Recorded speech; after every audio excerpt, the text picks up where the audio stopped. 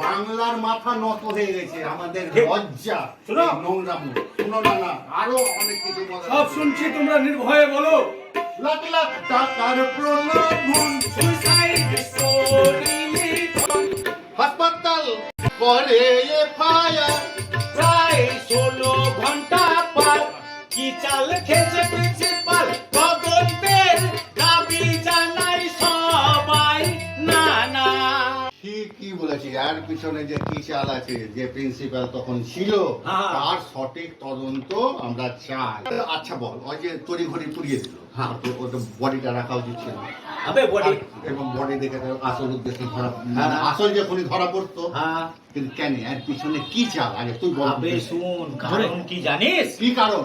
কারণ হচ্ছে যদি তথ্য প্রমাণ সব ঠিকঠাক থেকে যায়, তবে কান টানলে মাথা চলে আসবে।